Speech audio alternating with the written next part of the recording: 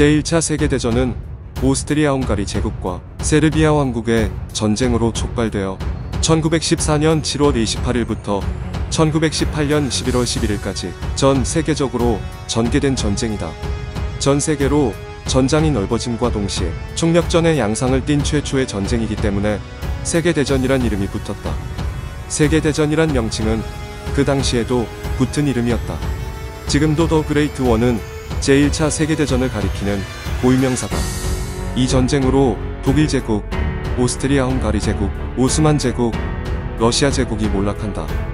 제1차 세계대전의 기원은 팽창된 유럽 때문이라고 보는 게 타당할 것이다.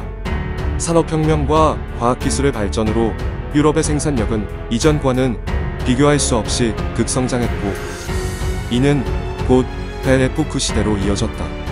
이런 상황에서 산업에 필요한 자원을 얻고 생산된 상품을 판매할 식민지가 필요하게 되어 유럽 각국은 식민지 쟁탈전에 열을 올리게 되었다.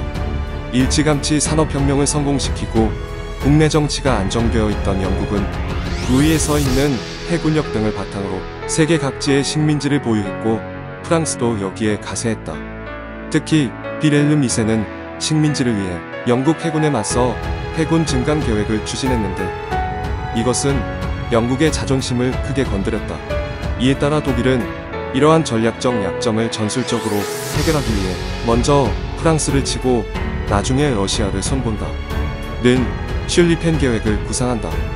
결국 슐리펜 계획 자체가 1차 대전 개전 원인의 일부가 됐으니 가장 큰 책임은 독일의 비렐름 2세에게 있다고 할 수 있다라고 이전 문서에 서술되어 있지만 사실 1차 세계대전의 가장 큰 책임은 독일에게만 있는 것이 아닌 유럽의 나라들에게도 전부 있다는 것이 오늘날 역사가의 입장이다. 즉 1차 세계대전은 각국의 이익의 충돌로 인해서 벌어진 전쟁이며 특히 발칸반도 내에서 영향력을 키우려는 러시아 그리고 발칸반도의 영향력을 지키려는 오스트리아의 갈등이 크다고 볼 수 있다. 20세기 초는 유럽에서 애국심과 민족주의 열풍이 강하게 불던 시기로 전쟁에 참여하는 병사들은 국가와 민족을 위한다는 생각으로 전쟁터에 나아갔다. 또한 징집된 병력을 철도로 얼마나 빨리 집결시키는지가 승리의 큰 요소가 됨이 증명되었었기 때문에 국가적으로도 모병과 애국심 고취에도 많은 힘을 쏟았다. 물론 그들 중에서 살아남은 일부는 진짜로 전쟁 영웅이 되어서 고향으로 돌아왔다. 하지만 죽음의 공포를 무려 4년도 넘게 버텨낸 뒤에야 살아서 돌아올 수 있었다.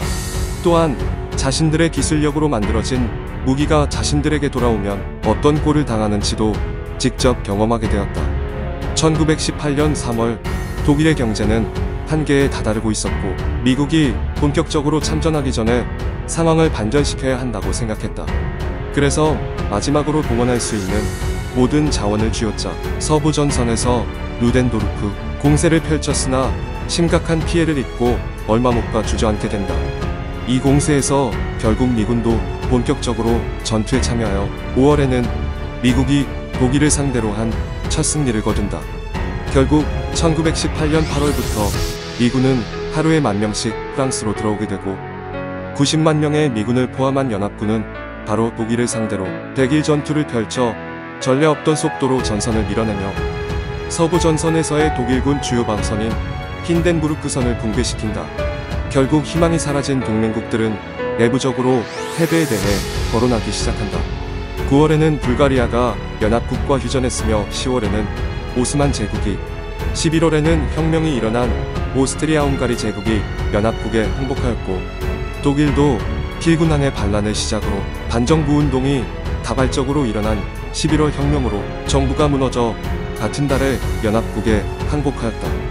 패전국들은 많은 영토가 민족별 국가로 나눠져 독립해버렸다. 패전국인 독일과 오스트리아-헝가리는 연합국과 신생 독립국의 일부 영토를 할양하고 가지고 있던 식민지도 토해내야 했다. 독일 황실과 오스트리아 황실도 묻었고 오스만 제국도 사실상 멸망했다. 러시아 제국도 혁명으로 붕괴했고 발트 3국이나 핀란드, 폴란드의 독립도 이루어졌다. 이로써 제1차 세계대전은 1918년 11월 11일 기준으로 공식 종료하게 된다.